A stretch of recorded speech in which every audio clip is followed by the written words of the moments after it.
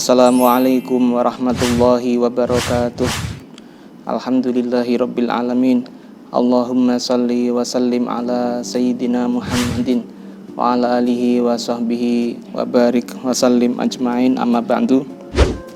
Alhamdulillah, akhirnya saya punya kesempatan juga untuk melanjutkan materi ke-6 mata kuliah Qiraatul Kutub, yaitu pembacaan kitab Bidayatul Mujtahid wa Nihayatul Muqtasid karya Asy-Syaikh Ibnu Rushdi Al-Hafidz.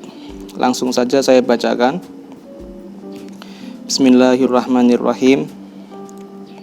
Qala al-muallifu rahimahullahu ta'ala wa nafa'ana bihi bi 'ulumihi fid dharain amin. Al-juz'u al-thalithu. Al-juz'u juz al-thalithu yang ketiga. Asbabus sihhati fil buyu'il mutlaqati.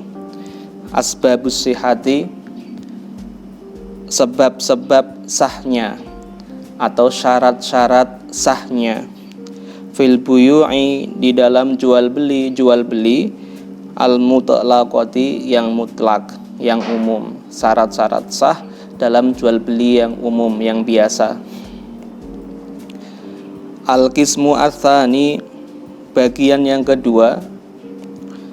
Wal asbabu wasyurutu al-musahhihatu lil bai'i.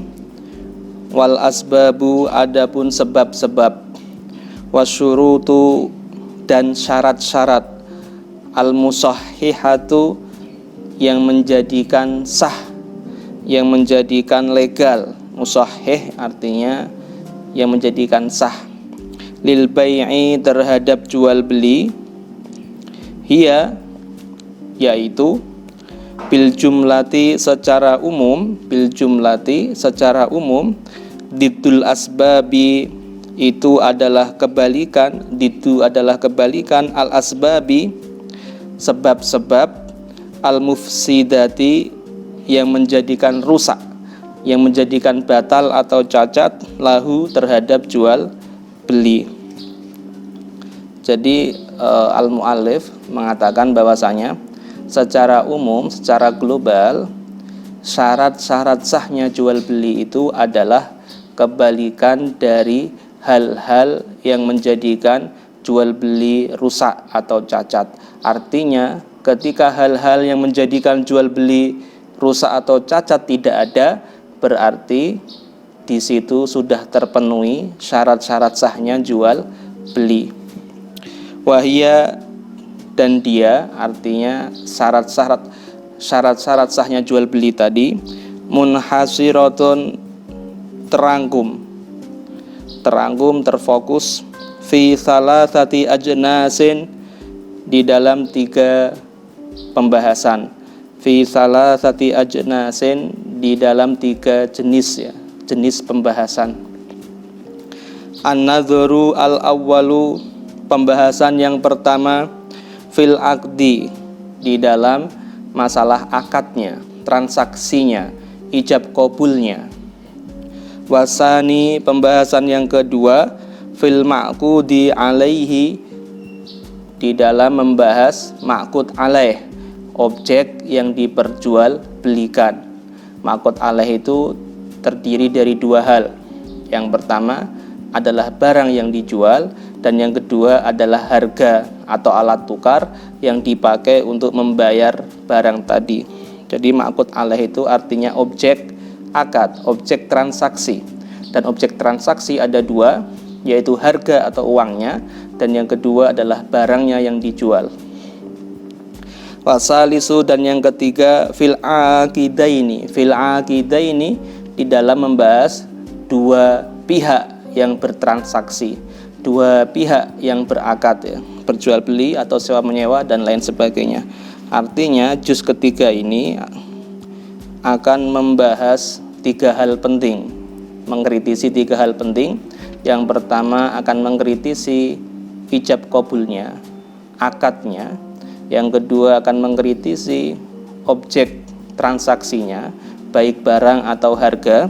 Dan yang ketiga akan mengkritisi 2 belah pihak yang bertransaksi, pelaku akad, penjual dan pembeli. Jadi ini juz yang sangat panjang pembahasannya, tapi kita akan membacanya hanya beberapa paragraf saja. Yang penting kalian sudah ada gambaran tentang pembahasan syarat-syarat sahnya jual beli ini, cukup ya. Pengembangannya bisa dikembangkan sendiri. Fa fi hadzal qismi salasatu abwabin. Fa fi hadzal qismi, adapun di dalam bagian ini, bagian yang kedua tadi ya, salasatu abwabin, terdapat 3 bab. Di dalam bagian pembahasan ini terdapat 3 bab ya, karena bab pertama tentang akadnya, bab kedua tentang objek transaksinya, dan bab ketiga tentang pelaku akadnya. Kita masuk al-babu al-awwalu, bab yang pertama, fil akdi, di dalam membahas akadnya, transaksinya, ijab qabulnya. Wal akdu, adapun akad, transaksi, ijab qabul, la yasihhu, itu tidak sah, illa bi alfadzil bai'i wasyira'i, illa bi alfadzil bai'i, kecuali bi alfadzi, dengan menggunakan lafadz atau kata al bai'i, ba', menjual, wasyira'i, dan syira', membeli. Artinya transaksi jual beli itu tidak sah kecuali menggunakan ijab qabul, yang mana ijab qabul tersebut tersusun dari kata ba', menjual, dan kata syira', membeli. Saya menjual kepada Anda buku ini seharga Rp5.000, ya saya terima, saya beli dengan harga tersebut. Seperti itu transaksi jual beli yang sah. Allati sighatuha madiyatun, allati sighatuha, yang bentuk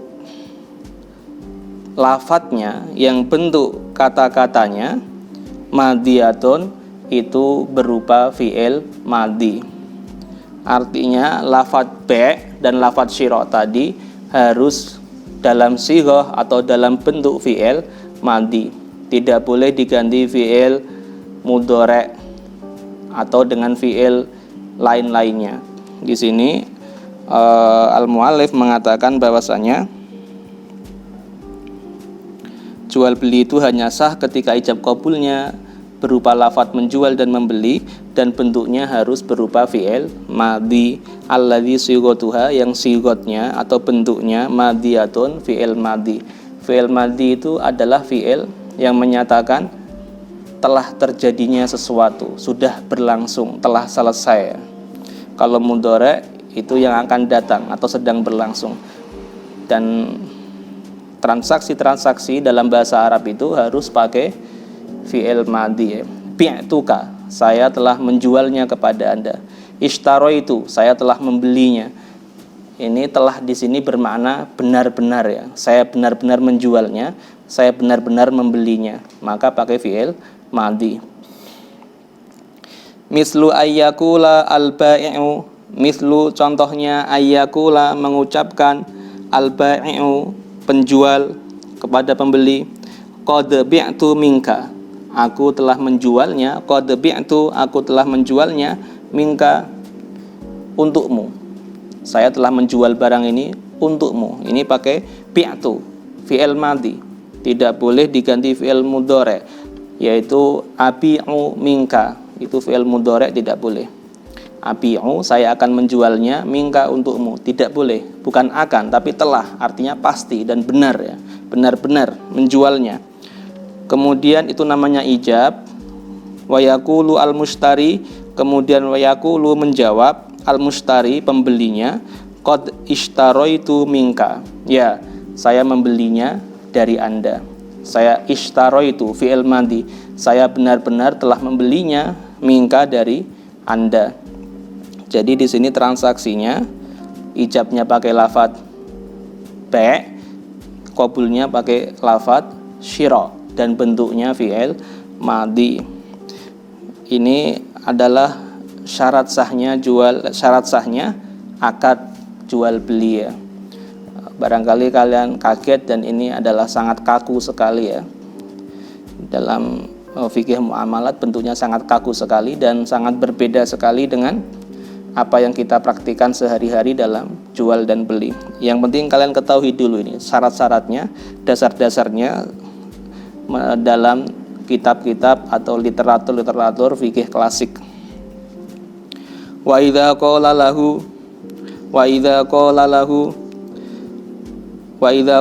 apabila mengatakan mushtari, pembeli mengatakan lahu kepada penjual, bi'ni sil'ataka, bi'ni juallah padaku sil'ataka barangmu itu, bikada dengan harga sekian, wakada dan dengan cara sekian. Ini calon pembeli mengatakan kepada calon penjual, bi'ni sil'ataka bikada, juallah barangmu itu kepada saya dengan harga sekian. Ini bukan fi'il madhi, tapi fi'ilnya adalah fi'il amr. Bentuknya kata perintah, bi'ni, juallah kepada saya. Ini fi'il amr atau kata perintah, boleh tidak ini? Tadi kan yang paragraf pertama dikatakan syaratnya harus berbentuk fi'il madhi. Apabila berbentuk fi'il amr atau kata perintah, boleh apa tidak? Faqala, maka penjual mengatakan qad bi'tuha, ya, aku telah menjualnya kepada Anda. Qad bi'tuha, aku telah menjualnya kepada Anda. Jadi ijabnya dari pembeli, bentuknya kata perintah. Kemudian qabulnya dari penjual, bentuknya fi'il madhi. Seperti ini sah apa tidak? Kita lanjutkan. Fa inda Malikin, maka menurut Imam Malik radhiyallahu anhu, annal bai'a qad waqa'a, annal bai'a bahwasanya jual beli qad waqa'a telah terjadi. Artinya jual belinya sah, boleh, tidak masalah. Ijabnya berbentuk fi'il amr atau kata perintah. Artinya di sini menurut Imam Malik, sigot atau bentuk kata-kata transaksi, redaksi transaksi itu tidak harus fi'il madhi, juga boleh fi'il amr menurut Imam Malik. Wa qad lazima dan telah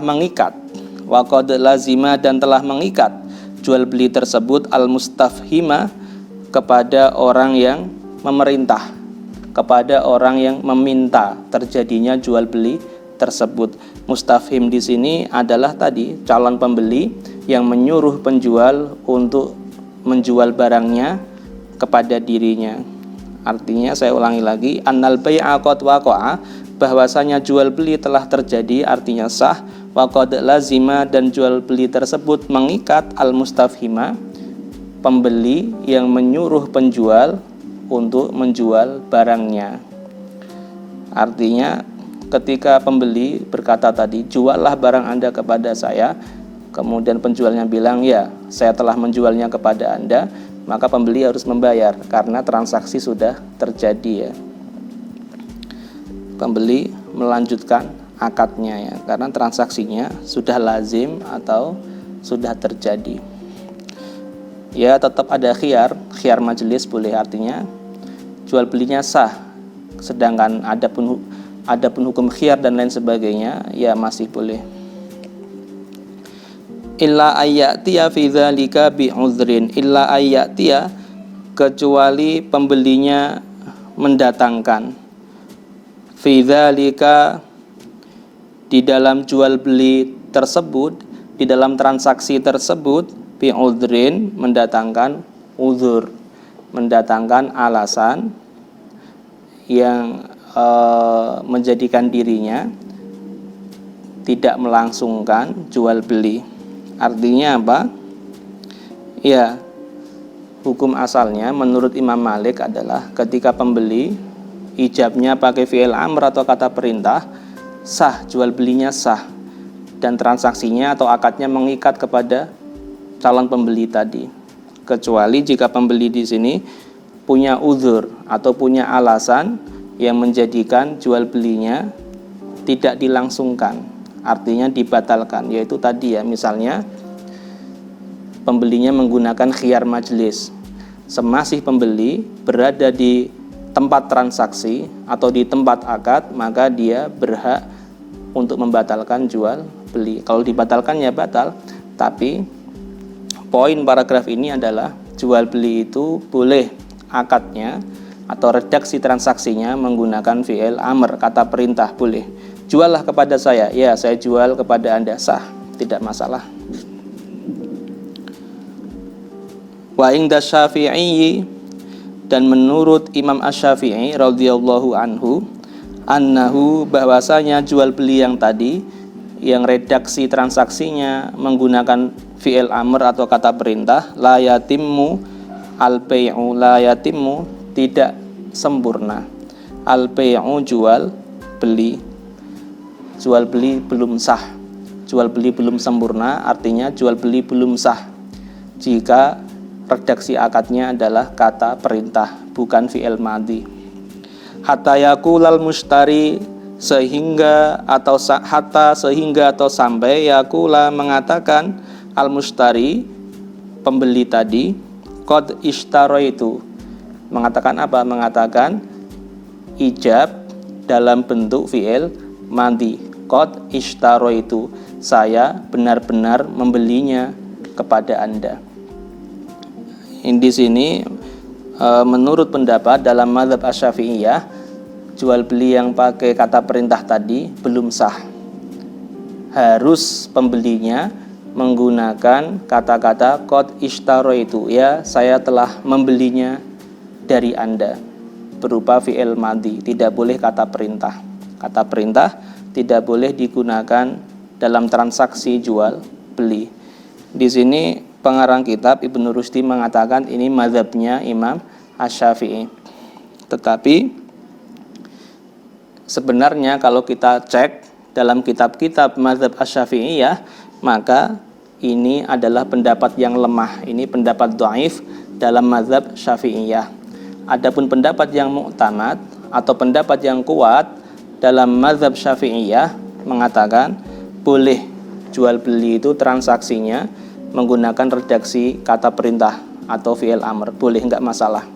Tidak harus fi'il madhi, kata perintah pun boleh digunakan sebagai redaksi transaksi jual beli dalam mazhab Asy-Syafi'iyah yang mu'tamad, pendapat yang kuat. Sedangkan yang dinukil Ibnu Rusdi Al-Hafidh di sini itu adalah pendapatnya mazhab Syafi'iyah yang lemah, yang dhaif ya. Akan tetapi di sini Ibnu Rusdi menisbatkan pendapat ini kepada Imam Asy-Syafi'i, padahal itu pendapat yang lemah ya di dalam mazhabnya Imam Asy-Syafi'i.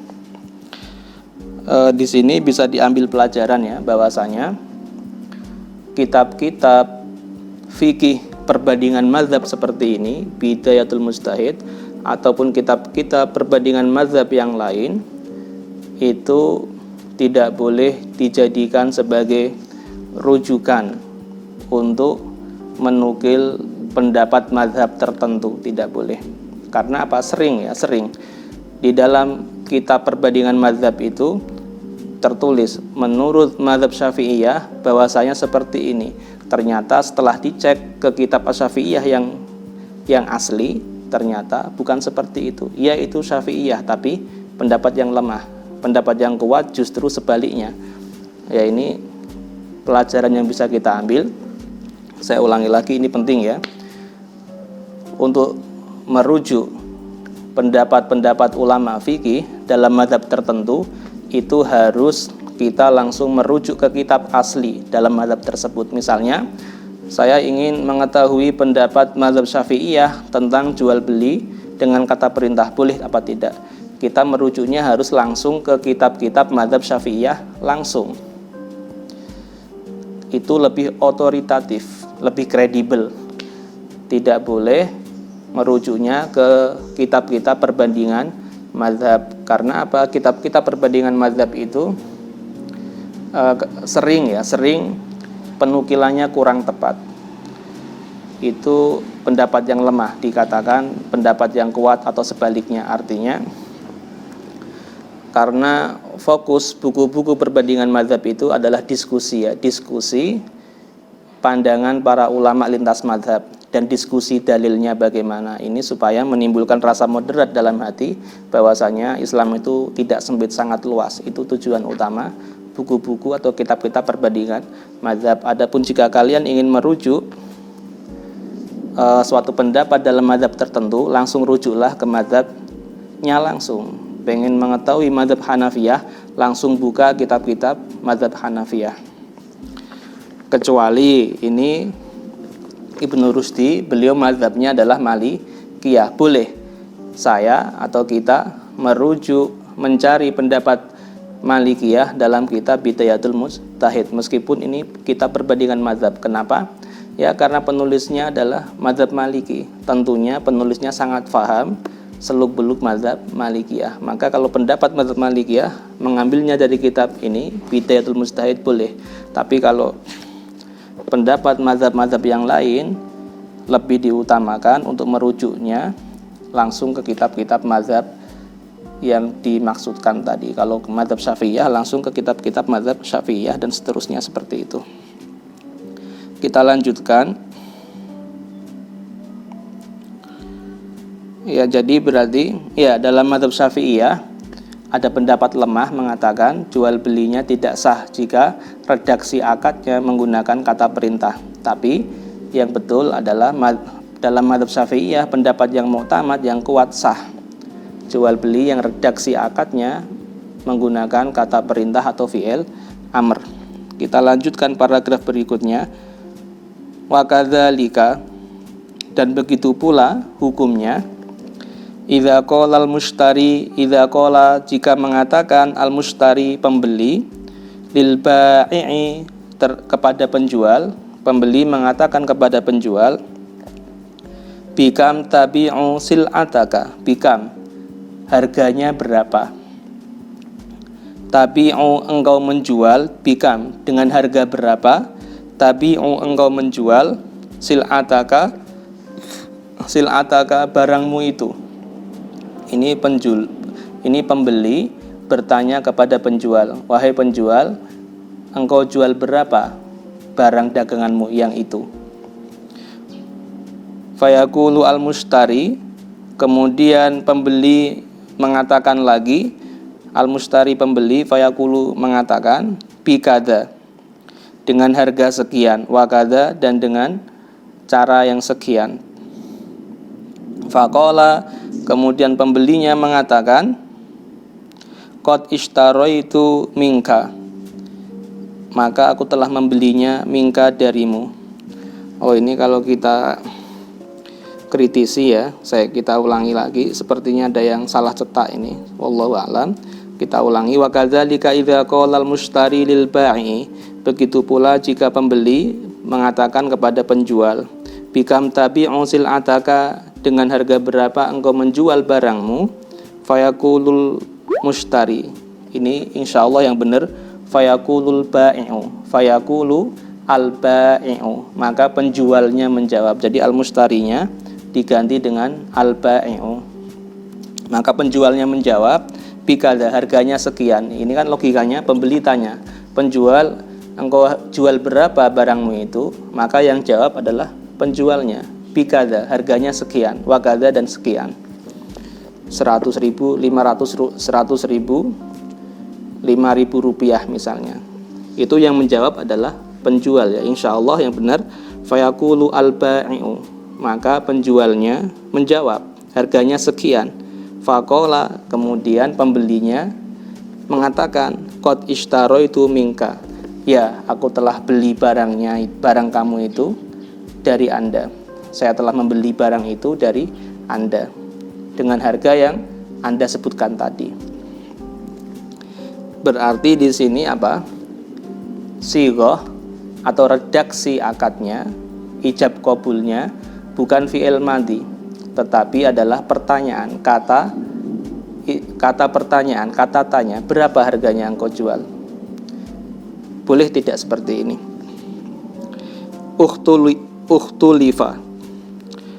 Ukhtulifa diperselisihkan hukumnya, diperdebatkan hukumnya. Hal yalzamu al-bai'u, apakah jual belinya menjadi lazim, artinya sudah lazim, sudah tetap, sudah sah, sudah legal. Amla, ataupun jual belinya belum sah, belum terjadi. Hatta yakula, sehingga penjualnya mengatakan qad bi'tuha minka, qad bi'tuha, ya aku telah menjualnya barang tersebut minka kepada Anda. Jadi ketika terjadi obrolan antara penjual dan pembeli, pembeli bertanya kepada penjual, Bapak penjual, itu barangnya harganya berapa? Penjual mengatakan misalnya 100.000. Maka pembeli menjawab, ya aku beli barang Anda dengan harga segitu. Ini jual belinya sah atau tidak? Sudah terjadi jual beli belum? Diperselisihkan, diperdebatkan. Ada yang mengatakan jual belinya belum sah, belum legal, sampai penjualnya mengatakan, ya saya menjualnya kepada Anda. Ada kata-kata be', menjual, dalam bentuk fi'il madhi. Bukan hanya menyebutkan harganya berapa, tapi harus ada secara jelas, qad bi'tuha, aku telah menjualnya kepada Anda. Dan pembeli mengatakan, ya saya membelinya dari Anda, baru jual belinya sah. Pendapat ini adalah pendapatnya tadi, pendapat dalam mazhab Asy-Syafi'iyah, dalam qaul dhaifnya, pendapat yang lemah dalam mazhab Asy-Syafi'iyah. Adapun pendapat yang muktamad dalam mazhab Syafi'iyah, tetap sah jual beli meskipun redaksinya pakai kata-kata tanya, istifham, pertanyaan. Artinya di sini dua paragraf ini menjelaskan bahwasanya ya kalau jual beli itu redaksinya dengan dalam bentuk fi'il madhi, maka tidak ada perbedaan pendapat. Seluruh ulama lintas mazhab mengatakan jual belinya sah. Yang masih ada perbedaan pendapat itu ketika ijab qabul. Yang masih ada perbedaan pendapat itu ketika ijab qabulnya bukan fi'il madhi, tapi tadi ya contohnya adalah kata perintah atau kata tanya, istifham. Ini sah apa tidak? Jawabannya tadi ya, menurut mazhab Malik dan mazhab-mazhab lain sah, nggak masalah. Tetapi menurut pendapat yang lemah, qaul dhaif dalam mazhab Asy-Syafi'iyah, ada yang mengatakan tidak sah, tapi harus dalam bentuk fi'il madhi. Kita lanjutkan. Wa inda Syafi'i, dan menurut Imam Asy-Syafi'i radhiyallahu anhu, annahu yaqa'u, bahwasanya terjadi atau sah al-bai'u, jual beli, bil alfadhi, dengan redaksi as-sharihati, yang jelas, wabil kinayati, dan dengan redaksi yang kinayah. Sharihah itu jelas, kinayah itu kiasan, redaksi bahasa kiasan, kurang jelas. Jadi dalam mazhab Syafi'iyah, redaksi jual beli ataupun akad lainnya itu ada dua macam. Ada kalanya redaksi yang sharih, yang jelas. Redaksi yang jelas itu bagaimana? Redaksi yang jelas itu adalah redaksi yang maknanya sangat jelas, tidak ambigu, tidak bisa ditafsiri yang lain. Maknanya hanya satu tafsir itu saja. Misalnya saya menjual pakaian ini kepada Anda. Kata-kata menjual itu sudah jelas, itu redaksi yang jelas, tidak mengandung makna lain. Yang kedua, redaksi jual beli itu ada kalanya kinayah, bahasa kiasan. Bahasa kiasan adalah bahasa ya itu menunjukkan jual beli, tapi bisa ditafsiri lain.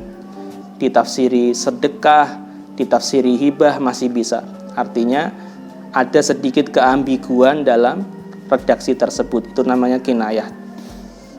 Contohnya redaksi kinayah bagaimana? Contohnya ambillah baju ini. Ambillah baju ini, itu apa? Atau aku berikan baju ini kepada Anda. Aku berikan, ambillah, itu kan sering kita pakai dalam transaksi jual beli. Tetapi ambillah, aku berikan, itu kan bisa dimaknai jual beli, bisa sering kita pakai sehari-hari, dan bisa dimaknai itu sedekah. Itu namanya kinayah. Contoh-contoh kinayah adalah kalau dalam bahasa Arab, ja'altuhu laka, ya aku menjadikan barang ini milik Anda. Barang ini milik Anda. Milik Anda itu kan jual beli juga bisa, sedekah juga bisa. Atau tasallamhu, terimalah barang ini. Terimalah barang ini. Terimalah barang ini, jual beli bisa, sedekah juga bisa. Artinya masih ambigu ya. Atau khudhu, ambillah barang ini. Atau dalam bentuk doa, barakallahu laka fih. Semoga Allah memberkahi barang yang Anda ambil itu. Anda ambil itu kan bisa dengan uang jual beli. Anda ambil itu ada kalanya gratis, sedekah. Ini kata-kata kinayah. Kata-kata kinayah adalah redaksi yang mengandung dua makna atau lebih. Mengandung makna jual beli ada, tapi juga bisa dimaknai yang lain, sedekah, hibah dan lain sebagainya. Dalam mazhab Syafi'i ya, kalau kata-katanya atau redaksinya sharih, jelas, maka tidak perlu niat. Jual beli itu tidak perlu niat, sah jika kata-katanya sharih atau jelas. Contohnya tadi, bi'tukaha, aku menjual ini kepada Anda. Pembeli bilang ishtaroituha, ya, aku membelinya dari Anda. Saya menjual, saya membeli. Itu kata-kata sharih, jelas, tidak perlu niat, jual belinya sah. Akan tetapi ketika jual beli tadi menggunakan kata-kata kiasan, kinayah, itu wajib niat, baru sah. Misalnya pembeli bilang, saya ambil barang ini ya dengan harga 10.000, saya ambil, itu kinayah. Ambil itu ada kalanya gratis, sedekah ada kalanya bayar, jual beli. Maka kalau pakai kata-kata kinayah, jual belinya sah, nggak masalah. Yang penting dengan satu syarat, harus niat. Pembelinya ketika mengatakan saya ambil, dia berniat, dia bermaksud ini jual beli, ini transaksi jual beli, bukan sedekah, bukan minta-minta dan lain sebagainya. Saya ulangi lagi, dalam mazhab Syafi'iyah, redaksi jual beli ada dua macam. Yang pertama, redaksi yang sharih, yang jelas, ini transaksinya sah meskipun tanpa niat. Yang kedua, jual beli dengan menggunakan redaksi kinayah, kiasan, yang ada keambiguan di dalam redaksi tersebut. Jual belinya juga sah dengan satu syarat, yaitu harus pakai niat. Ketika mengucapkan kata kinayah, pembeli atau penjual bermaksud mengucapkan itu adalah sebagai jual beli, bukan yang lain. Wala azkuru, dan saya tidak ingat, kata penulis kitab, lima likin di dalam mazhab Malikiyah, fi dzalika, dalam masalah ini, kata-kata sharih, redaksi yang sharih dan redaksi yang kinayah, qaulan, suatu pendapat pun. Artinya dalam mazhab Malikiyah tidak dibedakan mana yang sharih, mana yang kinayah. Malikiyah itu termasuk longgar dalam jual beli. Artinya dalam mazhab Malikiyah, kata-kata apapun boleh digunakan dalam jual beli dan tanpa perlu niat. Menggunakan kata ambillah barang ini, ya saya ambil, ini uangnya Pak, boleh, sah. Meskipun kata-katanya bukan jual dan beli, tapi ambil, boleh. Tanpa niat pun sah. Ini mazhab Malikiyah ya, tidak membedakan antara redaksi yang sharih dan redaksi yang kinayah. Untuk lebih jelasnya kita harus membuka langsung kitab-kitab fikih Malikiyah. Selanjutnya, wala yakfi, dan tidak cukup, ingda Syafi'i, di dalam mazhab Syafi'iyah, al-mu'atatu, jual beli mu'atoh, duna qaulin, tanpa ada redaksi apapun. Saya ulangi lagi, wala yakfi inda Syafi'i al-mu'atatu, tidak sah jual beli mu'atoh dalam mazhab Syafi'iyah, duna qaulin, tanpa ada redaksi apapun. Ini permasalahan yang unik ya, jual beli mu'atoh. Apa itu jual beli mu'atoh? Jual beli mu'atoh adalah jual beli yang di dalamnya gugur satu syarat sahnya jual beli, yaitu ijab qabul. Jual beli yang di dalamnya tidak ada ijab qabul. Syarat ijab qabul tidak terpenuhi di dalam jual beli tersebut, itu namanya jual beli mu'atoh. Kita telah tahu tadi ya, syarat sahnya jual beli itu harus ada redaksi ijab dan qabul. Ijab dan qabul terdiri dari kata tadi apa? Be' jual dan syira membeli. Apabila redaksi ini tidak terdapat dalam transaksi jual beli, maka dinamakan transaksinya jual beli mu'atoh. Ini sah apa tidak jual beli mu'atoh? Contohnya kita praktikan sehari-hari, bukan hanya jual beli, dalam sewa menyewa ataupun yang lainnya. Misalnya kalian sering istirahat kuliah, beli makan di warung.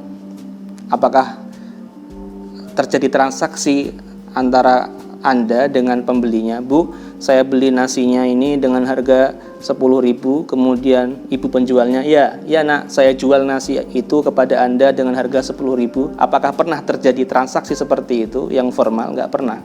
Maka kebanyakan transaksi jual beli kita itu bentuknya mu'atoh. Ya tiba-tiba kita makan, ngambil barang, selesai makan, kita bilang ke penjualnya, Bu, tadi saya ngambil ini. Penjualnya bilang 15.000 mas, kita ambil uang 15.000. Mana sigotnya? Mana ijab qabulnya? Enggak ada. Hanya ambil. Harganya berapa Bu? Sekian, 50.000, 10.000, kita bayar, selesai. Itu namanya transaksi mu'atoh, yaitu jual beli yang tanpa menggunakan ijab qabul. Ini sah apa tidak?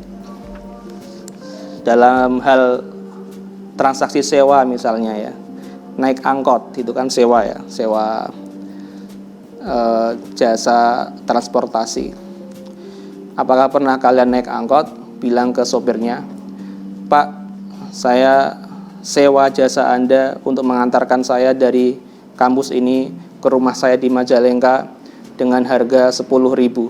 Kemudian sopir angkotnya, ya saya terima akad sewa jasa Anda untuk mengantarkan Anda dari kampus ke Majalengka, rumah Anda dengan harga 10.000. Enggak pernah. Itu transaksi yang benar, yang sah, disepakati ulama, seperti itu, ada ijab qabulnya. Tetapi yang terjadi kan enggak. Kita lambaikan tangan, angkotnya berhenti, kita masuk, sampai kita bilang ke sopirnya, berhenti Pak. Kemudian tanya ke sopir, berapa Pak? 5.000, bayar 5.000. Atau seringnya kita sudah hafal harganya, langsung ngasih uang, tanpa ada sepatah kata pun yang keluar dari mulut kita atau mulut sopir. Itu kan namanya jual beli atau transaksi mu'atoh, yaitu transaksi baik jual beli atau sewa menyewa yang tanpa menggunakan redaksi akad ijab qabul. Ini bagaimana hukumnya? Di sini dikatakan mu'alif, hukumnya dalam mazhab Syafi'iyah tidak sah jual beli mu'atoh yang transaksinya tidak lengkap tadi, redaksinya tidak ada tadi, baik redaksi dari kedua belah pihak atau redaksi dari salah satu pihak. Pembelinya mengucapkan ijab tapi pembelinya tidak qabul, atau sebaliknya. Ini bagaimana? Menurut mazhab Syafi'iyah di sini, ya tidak sah jual beli mu'atoh. Ini pendapat yang muktamad dalam mazhab Syafi'iyah. Akan tetapi perlu kita ingat juga, dalam mazhab Syafi'iyah jual beli mu'atoh itu ada ragam pendapat. Paling tidak ada 3 pendapat saya sebutkan di sini. Yang pertama tadi ya, pendapat muktamad dalam mazhab Syafi'iyah, jual beli mu'atoh tidak sah hukumnya, yaitu jual beli yang tanpa redaksi akad. Pendapat kedua yaitu pendapatnya Al-Imam An-Nawawi yang bernama lengkap Al-Imam Yahya bin Syaraf An-Nawawi, ulama Damaskus Syria ya, mengatakan bahwasanya jual beli mu'atoh itu sah dengan tindakan atau dengan redaksi-redaksi yang secara uruf, yang secara adat kebiasaan masyarakat setempat menggunakannya itu sebagai transaksi jual beli. Kalau di Majasem, transaksi naik angkot itu ya hanya melambaikan tangan, kemudian berhenti Pak, bayar 5.000. Itu sudah umum, secara adat digunakan di Majasem seperti itu, maka transaksi sewa seperti itu hukumnya sah. Artinya jual beli mu'atoh itu atau transaksi mu'atoh itu sah apabila sudah dipraktikkan oleh masyarakat setempat dan sudah menjadi adat kebiasaan, maka sah. Transaksi beli cilok itu adat Majasem adalah nggak ada transaksinya. Pak, beli sebungkus Pak. Ya, penjualnya bungkusin cilok, kemudian dikasihkan. Berapa Pak? 5.000. Langsung kita bayar 5.000. Tidak ada kata-kata jual, tidak ada kata-kata beli di dalam transaksi tersebut. Ini menurut pendapat Al-Imam An-Nawawi sah. Karena apa? Sudah menjadi adat kebiasaan masyarakat setempat. Kalau beli cilok caranya seperti itu. Kemudian pendapat ketiga dalam mazhab Syafi'iyah, jual beli atau transaksi mu'atoh itu sah dalam barang-barang yang remeh. Jadi dalam barang-barang yang remeh tanpa redaksi ijab qabul sah. Yang remeh itu seperti apa? Jual beli permen, jual beli cilok tadi, naik angkot, itu remeh, tidak perlu ijab qabul, nggak masalah. Yang penting antara pembeli dan penjual kedua belah pihak sudah paham, nggak masalah. Akan tetapi dalam hal-hal yang mewah, dalam hal-hal yang mahal, dalam hal-hal yang penting tidak boleh pakai mu'atoh, harus pakai redaksi yang jelas. Jual beli tanah, jual beli rumah, jual beli mobil, nggak boleh pakai mu'atoh, ini harus jelas. Ada ijabnya, saya menjual, dan ada qabulnya, saya membeli. Ini pendapat ketiga dalam mazhab Syafi'iyah.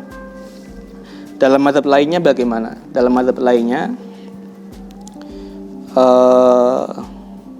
mazhab Hanafiyah misalnya itu sama dengan pendapat Imam Ar-Rafi'i dalam mazhab Syafi'iyah, yaitu apa? Mazhab Hanafiyah, barang-barang remeh ditransaksikan, dijual belikan dengan mu'atoh boleh. Tapi kalau barang-barang mewah mahal harus redaksinya jelas. Kemudian dalam mazhab Malik itu sama dengan pendapatnya Imam An-Nawawi. Mazhab Malikiyah sama dengan pendapatnya Imam An-Nawawi, yaitu bagaimana?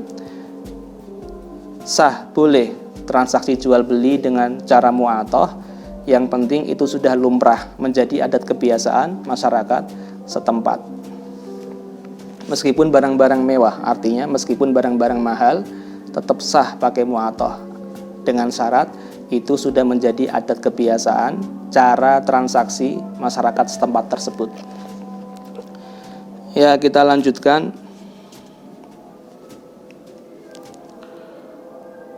Wala khilafa fima ahsabu annal ijaba wal qabula al mu'athiraini fil luzumi.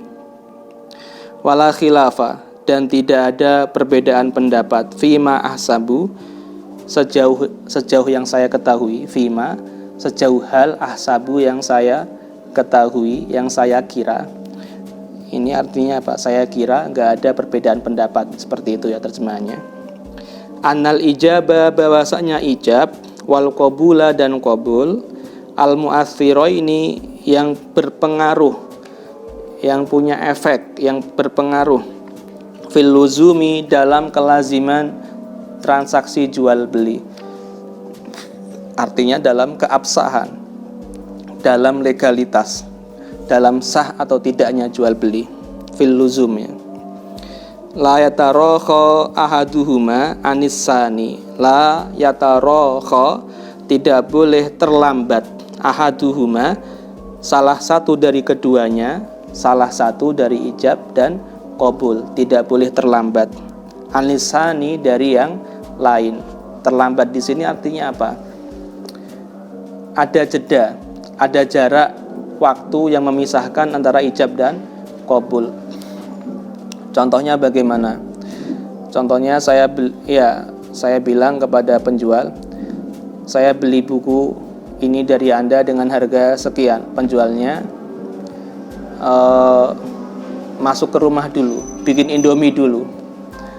10 menit kembali kepada saya, penjualnya bilang, ya saya terima pembelian Anda, saya jual barang ini kepada Anda dengan harga yang tadi. Ini tidak sah. Karena apa? Ada jeda waktu yang lama antara ijab dan qabul, maka tidak sah.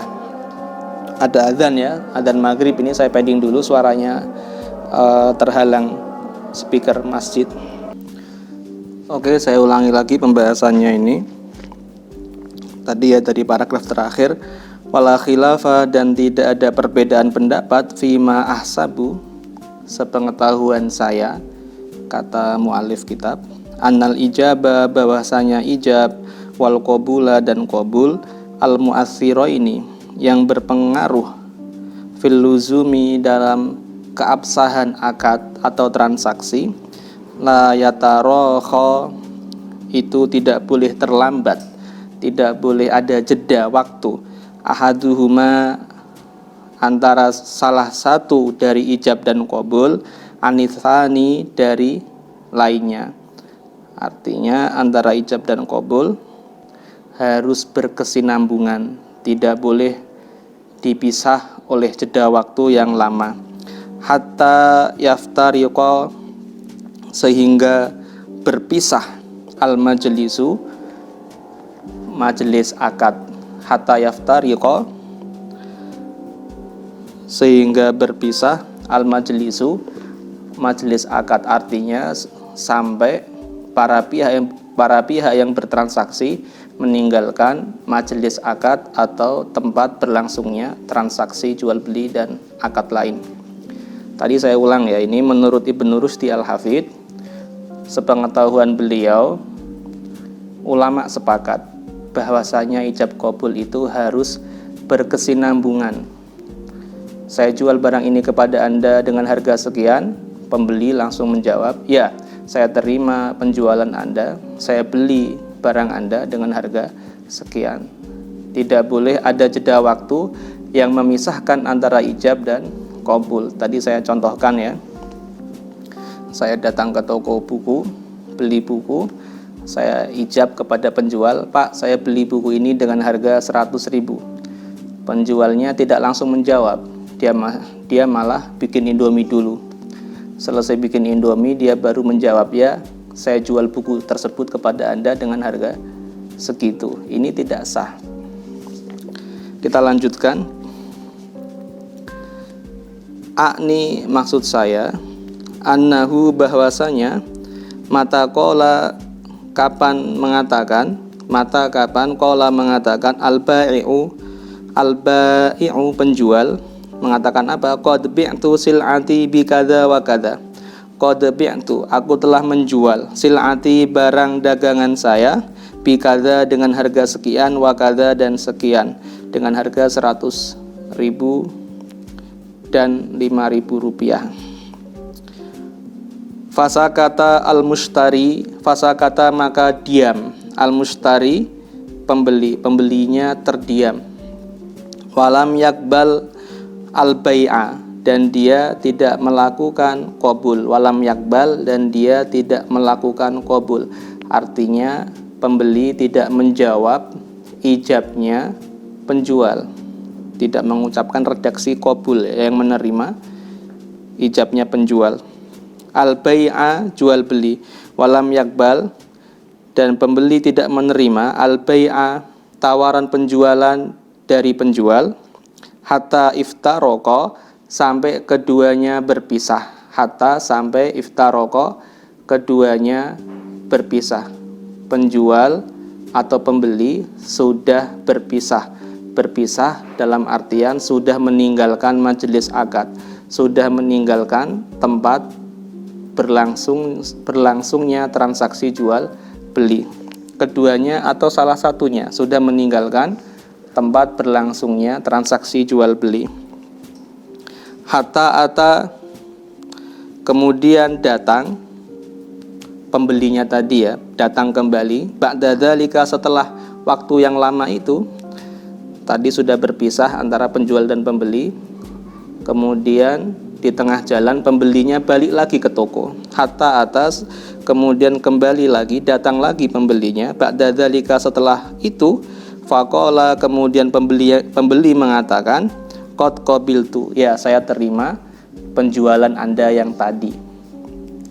Antara ijab dan qabul terpisah waktu yang lama, dan juga tadi pembeli dan penjual sempat berpisah badannya. Artinya pembeli sudah meninggalkan majelis akad dan kembali lagi. La yalzamu dzalika, maka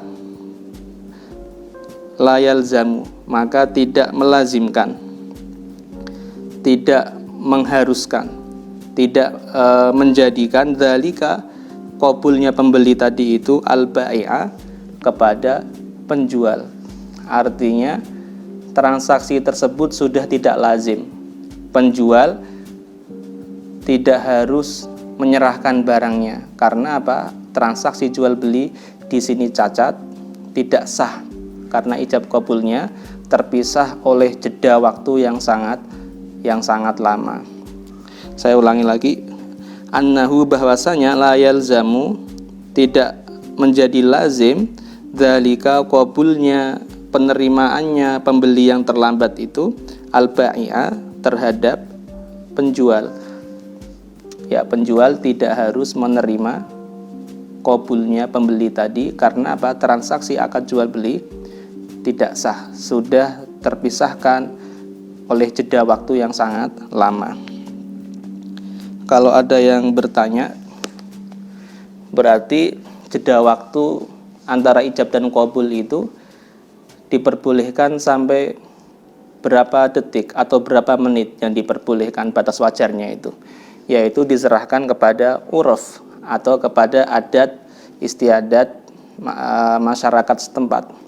Sekiranya penjual atau pembeli terdiam lama, tidak segera menjawab ijab, yang menurut adat istiadat itu menunjukkan pembeli atau penjualnya tidak ingin melanjutkan jual beli, itu menunjukkan pembeli atau penjualnya menyudahi atau mengakhiri jual beli, berarti sudah ijab qabul sudah tidak bisa dilanjutkan. Karena apa? Sudah terpisah jeda waktu yang lama. Jadi batas ukurannya adalah uruf atau adat istiadat. Ukuran tolak ukurnya bagaimana tadi ya? Dipisahkan oleh diam atau bahkan ditinggalkan. Penjualnya ditinggalkan pembeli tanpa ada jawaban. Itu sudah jelas ijab qabulnya tidak nyambung. Tolak ukurnya saya ulangi lagi, pembeli atau penjual terdiam dalam waktu yang lama, yang menurut adat istiadat diam yang seperti itu menunjukkan ketidakinginan untuk melanjutkan transaksi jual beli, maka ijab qabulnya sudah tidak sah, harus diulangi dari awal lagi jika ingin melakukan transaksi jual belinya. Dalam mazhab Syafi'iyah, Al-Imam Al-Bujairami, ini salah seorang ulama dari mazhab Asy-Syafi'iyah, memberi batasan waktu ya. Batasan waktu antara ijab dan qabul itu menurut beliau sangat cepat. Tidak boleh melebihi dari diamnya orang mengambil nafas, tidak boleh melebihi itu. Ya, diam boleh. Ada orang ijab, kemudian dia diam, boleh, tapi hanya sebentar, yaitu seukuran orang mengambil nafas, menghela nafas, kemudian dia qabul. Itu masih boleh. Tapi kalau diamnya orang sudah melebihi waktu yang ia butuhkan untuk menghela nafas atau mengambil nafas, lebih dari itu, maka sudah tidak sah. Ijab qabulnya harus diulang kembali. Tapi ini batasan waktu yang sangat ketat ya. Yang paling longgar, yang paling enak tadi ya, dikembalikan kepada adat istiadat masyarakat yang melakukan transaksi. Yang penting menurut adat ini belum dianggap menolak, belum dianggap ingin membatalkan jual beli, kok dia ijab ya masih boleh ya. Tapi tadi ya dalam mazhab Syafi'i ada ukuran apa? Diamnya itu dibatasi, ya boleh seukuran orang mengambil nafas tadi ya.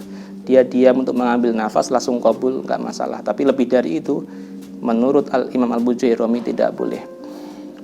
Ini transaksi apa saja, jual beli seperti ini, sewa menyewa seperti ini, bahkan transaksi akad nikah pun juga sama seperti ini. Ijab qabul harus berkesinambungan, tidak boleh dipisah-pisah dengan hal lain. Dipisah-pisah dengan hal lain ini hal lain yang sama sekali tidak ada hubungannya dengan akad. Contohnya tadi jual beli ya. Pembelinya menawar, Pak saya beli ini dengan harga 100.000. Kemudian penjualnya tidak langsung qabul, tapi penjualnya, "Mas jangan segitulah Mas, dinaikin sedikit." Berapa gitu. Kemudian pembelinya bilang, "Ya oke lah 110.000." Baru penjualnya qabul, "Ya saya terima pembelian Anda dengan harga 110.000." Ini tidak masalah, meskipun di sela-selai antara ijab dan qabul dengan obrolan lain. Tetapi obrolan lain tersebut itu masih ada kaitannya dengan jual beli, boleh, tidak masalah. Yang bermasalah itu ijab qabul di sela-selai dengan obrolan yang sama sekali tidak ada hubungannya dengan akad, jual beli dan sebagainya. Tadi contohnya malah bikin Indomie, atau contohnya pembeli ijab kemudian penjualnya ngajak ngobrol tentang apa yang nggak ada hubungannya dengan jual beli, tentang dangdut atau tentang sholawatan di mana gitu. Baru penjualnya qabul, tidak sah. Karena apa? Disela-selai oleh hal yang sama sekali tidak ada kaitannya dengan kepentingan akad atau transaksi jual beli. Ya, ini sudah selesai ya teks bacaannya. Kemudian sekarang kita lanjut saja langsung materi nahwu. Materi nahwu yang kita bahas pada materi ke-6 ini adalah kana wa akhawatuha ya. Saya bahas secara singkat saja. Untuk pembahasan kana wa akhawatuha kita ambil dari sini, Al-Arabiyah lil Mustaqbal. Ini kalian pasti punya bukunya. Kalau masih ada, ini buku materi kuliah, mata kuliah Bahasa Arab 2 di PPB, Pusat Pengembangan Bahasa. Al-Arabiyah lil Mustaqbal. Kalau dulu kalian, kalau tidak salah cover buku ini hijau. Sekarang yang angkatan sekarang ini covernya diganti merah, tapi isinya sama. Di dalam buku ini ada pembahasan kana wa akhawatuha. Ya, kalian ambil bukunya di lemari atau di rumah, kemudian dibuka halaman 53. Ini pembahasan kana wa akhawatuha. Sebelum masuk ke sini, saya ingatkan kembali pada video sebelumnya tentang inna wa akhawatuha, saya telah menerangkan bahwasanya dalam bahasa Arab itu ada istilah yang dikenal dengan nama amil nawasikh, faktor yang merusak jumlah ismiyah. Termasuk faktor yang merusak jumlah ismiyah, kemarin kita bahas inna wa akhawatuha. Sekarang kita bahas kana wa akhawatuha. Merusak apa? Merusak susunan mubtada dan khobar dalam jumlah ismiyah. Seharusnya jumlah ismiyah itu mubtada'nya rofa, khobarnya rofa juga. Kemudian datang inna atau datang kana, maka berubah i'rabnya. Kana wa akhawatuha, saya bacakan dari sini. Kana fi'lun madin, kana itu adalah fi'il madi. Begitu pula yang semacamnya, yang serupa dengan kana, ada laisa, ada soro, ada bata, itu semuanya fi'il madi. Nakisun, yang kurang, fi'il nakis. Apa artinya fi'il nakis itu? Fi'il nakis itu adalah fi'il yang kurang. Yang kurang di sini artinya fi'il yang tidak memiliki fa'il, ya, kana dan yang semacamnya semuanya tidak punya fa'il. Fa'ilnya tidak punya, tapi punya apa? Isim dan khobar. Kana itu punya isim dan punya khobar. Disebut kurang kenapa? Karena tidak punya fa'il. Sebagai pengganti fa'il, fi'il tersebut, kata kerja tersebut butuh kepada isim, butuh kepada khobar. Kalau fi'il biasa, kata kerja biasa itu hanya butuh pada satu hal, yaitu fa'il. Tapi kalau kana dan yang semacamnya ini fi'il yang kurang, dia tidak punya fa'il, sebagai penggantinya dia malah butuh pada dua hal. Kana dan semacamnya harus punya isim yang pertama, dan yang kedua harus punya khobar. Karena butuh pada dua hal ini, dia disebut sebagai fi'il nakis, fi'il atau kata kerja yang kurang. Yadkhulu alal jumlatil ismiyah, kana dan semacamnya ini yadkhulu masuk alal jumlatil ismiyah pada jumlah ismiyah. Fungsinya apa? Fayarfa'u al mubtada'a, maka kana ini akan merofakkan mubtada. Wa yusamma ismaha, dan mubtada tadi diambil alih dijadikan sebagai isimnya kana. Contohnya Zaidun qaimun, Zaidun qaimun, Zaid mubtada, qaimun khobarnya. Dua-duanya dibaca rofa. Kemudian masuklah kana. Maka di sini ada yang berubah menjadi kana Zaidun qaiman. Zaidunnya tetap rofa, tapi qaimunnya menjadi qaiman. Kana Zaidun qaiman. Ini faktor perusak. Zaidun yang awalnya mubtada, sekarang Zaidun menjadi isimnya kana. Qaimun yang awalnya khobar, sekarang qaimun menjadi khobarnya kana. Dan dibaca nasab, tidak qaimun lagi, tapi menjadi qaiman. Wayan sibul khobaro, dan kana itu menasabkan khobar, menasabkan khobarnya mubtada. Wa yusamma khobaroha, dan kemudian khobarnya mubtada diambil alih, dia jadikan menjadi khobarnya kana.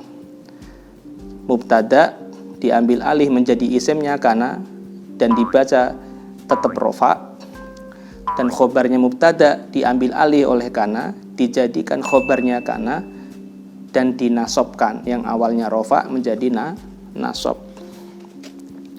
Min akhawati kana, termasuk saudari-saudarinya kana. Artinya fi'il nakis yang punya fungsi serupa dengan kana.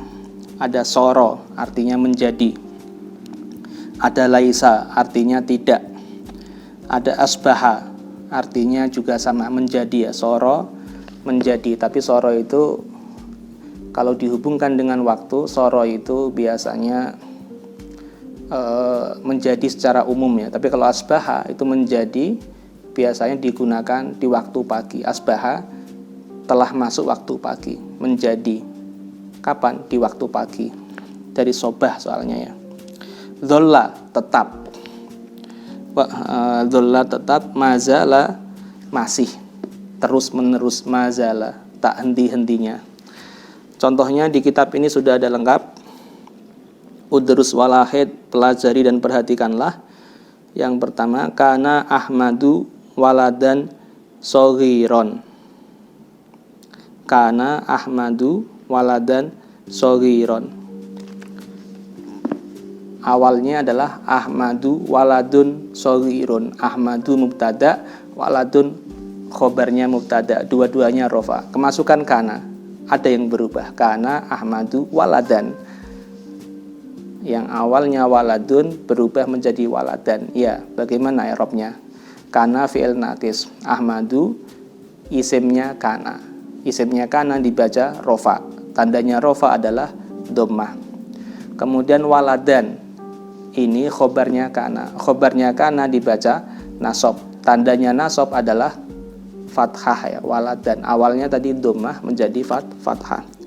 Shoghiron yang kecil. Ahmad itu dulunya anak yang kecil. Kemudian contohnya mazala. Mazalal babu maftuhan. Mazala tak henti-hentinya, al babu pintu, maftuhan itu terbuka. Pintu masih atau terus terbuka. Sebelum kemasukan mazala, aslinya adalah al babu maftuhun dhammah, maftuhun dhammah. Mubtada dan khobar dua-duanya dibaca rofa dan tandanya dhammah semua. Kemudian masuk mazala, berubah menjadi mazala al-babu. Mazala tadi ya fi'il nakis. Al-babu di sini isimnya mazala dibaca rofa, tandanya dhammah bu. Kemudian maftuhan, ini khobarnya mazala dibaca nasab. Tandanya nasab di sini pakai fathah, maftuhan, padahal awalnya adalah maftuhun kalau tidak ada mazalah. Contoh ketiga, soro dzalikal waladu sholihan. Soro dzalikal waladu sholihan. Ini aslinya sebelum kemasukan soro adalah dzalikal waladu sholihun pakai dhammah. Dzalikal waladu, anak itu, sholihun adalah soleh. Anak itu adalah anak yang soleh. Kemudian masuklah soro. Soro fi'il naqis, dzalikal waladu isimnya soro dibaca rofa. Oleh karena itu waladu ya. Yang menjadi isimnya soro di sini sebenarnya adalah isim isyarahnya, yaitu dzalikanya. Dzalika di sini isim isyarah. Al waladu musyar ilaih. Isim isyarah itu kata tunjuk. Al waladu musyar ilaih atau yang ditunjuk. Itu apa? Anak itu, yang ditunjuk adalah anak itu. Jadi dzalika isimnya soro, maka berposisi rofa. Oleh karena itu al waladu di sini dhammah, karena dzalikanya berposisi rofa, maka al waladu musyar ilaihnya juga dibaca rofa, tandanya dhammah. Sholihan, ini khobarnya soro. Khobarnya soro dibaca nasab, tandanya nasab adalah fathah. Kalau tidak ada soro, dhammah dia, dzalikal waladu sholihun, pakai dhammah karena rofa. Kemasukan soro dzalikal waladu sholihan, jadi fathah nasab. Kemudian contoh berikutnya, dzullatil jami'atu nadzifatan. Dzullat menjadi, dzullat tetap ya. Kalau dzulla itu tetap. Dzulla tetap, al jami'atu kampus, nadzifatan bersih. Sebelum kemasukan dzulla, al jami'atu nadzifatun, tun, dua-duanya rofa, mubtada khobar dibaca rofa, dua-duanya tandanya dhammah. Kemudian masuklah dzulla, maka berubah. Dzullat di sini adalah fi'il naqis. Al jami'atu awalnya mubtada, sekarang menjadi isimnya dzulla, dibaca rofa, tandanya dhammah, tu. Nadzifatan awalnya adalah khobarnya mubtada, sekarang telah berubah menjadi khobarnya dzulla, dibaca nasab, tandanya adalah fathah, nadzifatan. Apa bedanya dzulla dengan soro ya? Kalau ada yang bertanya. Soro tadi menjadi ya. Soro dzalikal waladu sholihan. Anak itu telah menjadi soleh. Berarti sebelumnya tidak soleh. Jadi kalau soro itu antara sebelum soro dan setelah soro keadaannya berbeda. Soro dzalikal waladu sholihan. Anak itu soro telah menjadi soleh. Berarti sebelumnya dia belum soleh, dia bukan anak soleh, dan sekarang telah berubah menjadi soleh. Jadi soro itu menunjukkan adanya perubahan keadaan yang awalnya seperti itu, kemudian sekarang berubah seperti ini. Tapi kalau dzulla itu menunjukkan keadaan yang tetap. Contohnya tadi dzullatil jami'atu nadzifatan, kampusnya tetap bersih. Sebelum waktu ini bersih, dan sekarang sampai saat ini masih tetap bersih. Itu pakainya dzulla. Kemudian jika ada yang bertanya kenapa dzulla di sini ada taknya, dzullat. Ya, karena dzulla di sini isimnya adalah al jami'ah, isimnya muannas. Karena isimnya muannas, maka pada fi'il dzulla ditambahi tak yang namanya tak taknis, tak yang menunjukkan bahwasanya isimnya fi'il tersebut adalah muannas, jami'atu muannas karena diakhiri dengan tak marbutoh. Secara teori cukup sampai di sini saja. Atau ini ada tambahi satu lagi ya, tambahi laisa. Laisa darsul lughati al-arabiyyati syu'ban.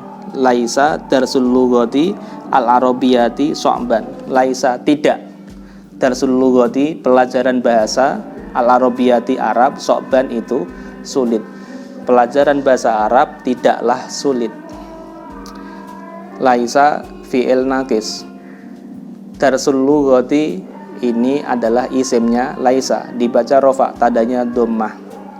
Kemudian syu'ban ini adalah khobarnya laisa. Khobarnya laisa dibaca nasab, tandanya fathah, syu'ban. Seandainya tidak ada laisa, maka dibaca rofa, syu'bun. Darsul lughatil arabiyyati syu'bun. Pelajaran bahasa Arab itu sulit, syu'bun. Dibaca dhammah, rofa. kalau tidak kemasukan laisa. Satu lagi boleh tambah mazilta toliban. Mazilta toliban, mazala ya, aslinya mazala itu fi'il nakis yang artinya tak henti-hentinya, terus menerus. Isimnya mana? Isimnya domir ta, kamu. Mazilta, masihlah kamu. Ta di sini isimnya mazala berarti fi mahallir rof'i, di posisi rofa. Kemudian toliban ini khobarnya mazala, dibaca nasab, tandanya fathah toliban ya. Seandainya tidak ada mazala, maka anta tolibun, bun, anta kamu, tolibun adalah murid. Dimasuki mazala, mazilta toliban, engkau masihlah seorang murid. Seperti itu ya. Untuk contoh aplikatif kaidah nahwunya, karena kebetulan di materi yang ke-6 itu tidak ditemukan contoh untuk kana ataupun yang semacamnya. Soro gak ada contohnya, laisa gak ada contohnya, asbaha gak ada contohnya, maka kita ambil contohnya dari materi sebelumnya, yaitu materi kelima tentang bai'ul ghaib, jual beli secara ghaib yang telah kita pelajari sebelumnya. Di situ ada contohnya. Contoh pertama adalah kalimat yang berbunyi fayakunu minal ghorori al-kathiri. Ini di paragraf agak bawah ya, yang paragrafnya berbunyi awalnya wasababul khilafi hal, itu ya. Di pertengahan paragraf itu ada kata-kata atau kalimat fayakunu minal ghorori al-kathiri. Ada kata-kata yakunu. Yakunu adalah bentuk fi'il mudhari' dari kana. Kana yakunu kaunan. Jadi kana dan yang semacamnya itu mau bentuknya madhi, mudhari', amr, tetaplah dia berfungsi sebagai amil nawasikh, yaitu merofakkan isimnya dan juga menasobkan khobarnya. Pertanyaannya di sini, mana isimnya kana dan mana khobarnya kana? Yakunu fi'il nakis ya. Isimnya adalah domirun mustatirun, domir mustatir, kata ganti yang tidak tampak, yang tidak muncul pada tulisan atau pada bacaan. Secara tertulis tidak ada, tapi hakikatnya ada. Jika ditambahkan atau dimunculkan dalam tulisan, dia akan berbunyi huwa, fayakunu huwa. Maka menjadi, apa yang menjadi? Huwa, dia. Dia siapa? Dia siapa di sini kembali ke kata sebelumnya, yaitu jahlun itu ya. Huwa jahlun mu'athirun, jahlun, ketidaktahuan. Apakah dalam bai'ul ghaib, jual beli secara ghaib, yang dimana pembeli tidak bisa menyaksikan barang secara langsung dengan kedua matanya itu kan menimbulkan jahlun, ketidaktahuan hakikat barangnya karena tidak bisa disaksikan secara langsung. Yaitu loh, ketidaktahuan tersebut itu isimnya kana ya. Khobarnya kana mana? Minal ghorori, termasuk ghoror, termasuk dari ghoror al-kasiri yang banyak. Jadi kana yakunu di sini fi'il nakis, isimnya adalah dhamir mustatir huwa. Maka huwa ini berposisi rofa sebagai isimnya kana. Minal ghorori khobarnya kana. Khobarnya kana berposisi nasab. Kalau ada yang bertanya, berposisi nasab, kenapa harokatnya kasroh minal ghorori? Ya, karena ini khobarnya kana berupa atau tersusun dari jer dan majrur. Min huruf jer, al-ghorori isim majrur, isim yang dibaca jer. Isim yang dibaca jer tandanya kasroh, ghorori. Meskipun begitu, gabungan dari jer majrur ini dia khobarnya yakunu dan berposisi nasab ya. Ya, karena di kasroh karena min huruf jer di sini pengaruhnya lebih kuat, tampak mata langsung ya, daripada posisi nasab sebagai khobarnya kana. Kemudian contoh kedua yaitu kalimat setelahnya amlaisa bimu'atsirin, ataukah tidak ketidaktahuan tersebut tidak bimuasirin, punya pengaruh apapun terhadap akad. Laisa, laisa di sini bermakna tidak, dan dia termasuk fi'il nakis ya, yang berfungsi serupa dengan kana. Mana isimnya laisa, maka dia punya isim dan dia punya khobar. Mana isimnya laisa?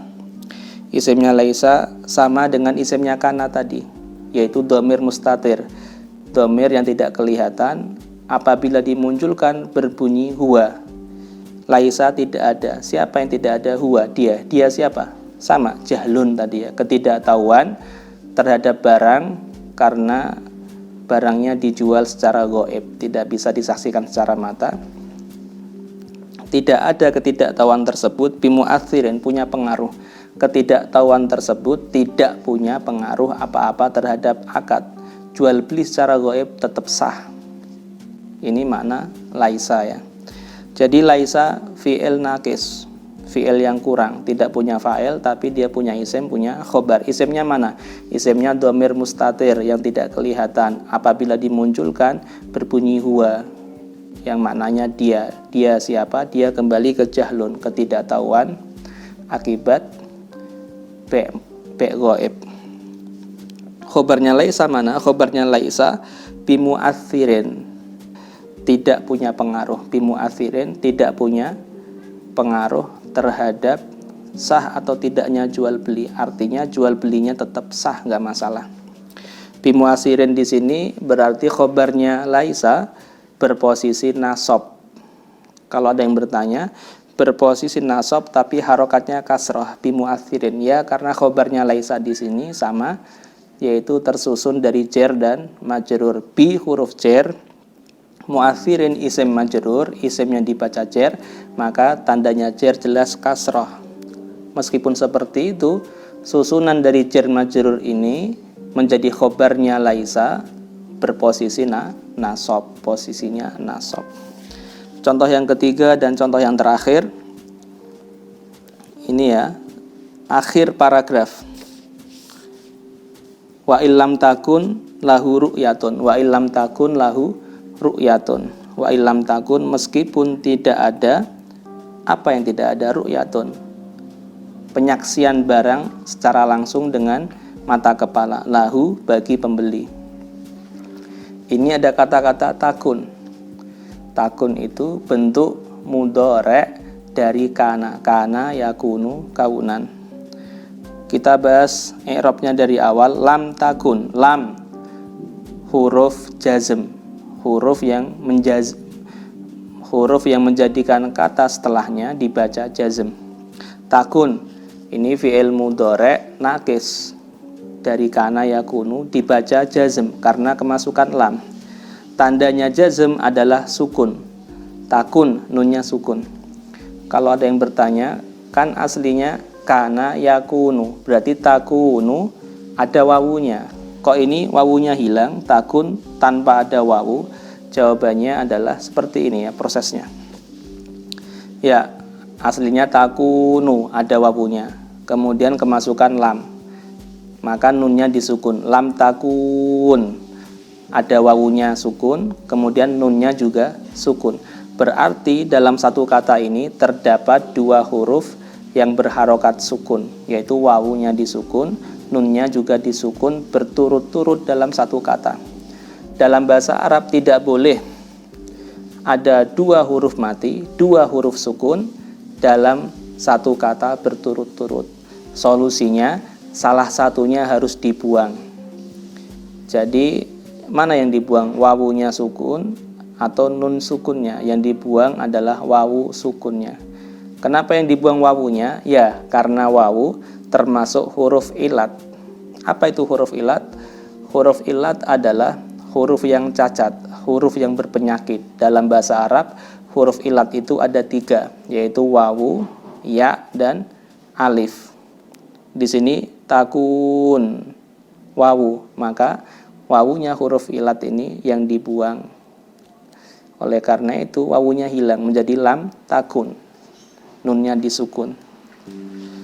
Kemudian mana isimnya kana di sini? Isimnya kana adalah Kata ru'yatun, tidak ada, lam takun, tidak ada. Apa yang tidak ada? Ru'yatun, penyaksian barang secara langsung. Isimnya kana ru'yatun dibaca rofa, tandanya rofa dhammah tun. Kemudian mana khobarnya kana? Khobarnya kana lahu, bagi pembeli. Jadi lahu itu khobarnya kana, dia tersusun dari jar dan majrur. La huruf jar, hu isim majrur. Isim majrur kok tidak dibaca kasroh? Ya karena domir hu itu adalah isim mabni, isim yang selamanya dibaca domah, harokatnya tidak akan berubah-berubah meskipun dia jar ataupun nasab ataupun selamanya hu. Dan susunan dari jar majrur ini, lahu ini menempati posisi nasab karena khobarnya takun tadi ya. Saya ulangi, lam huruf jazm, takun fi'il nakis dibaca jazm, tandanya sukun, nunnya disukun. Takun ini fi'il nakis, tidak punya fa'il tapi punya isim dan punya khobar. Isimnya adalah ru'yatun, dibaca rofa, tandanya dhammah. Khobarnya adalah lahu, terdiri dari jar majrur berposisi nasab karena menjadi khobarnya takun. Sekian, semoga ini ada manfaatnya. Saya tutup, wabillahi taufik wal hidayah. Wassalamualaikum warahmatullahi wabarakatuh. Pas hujan.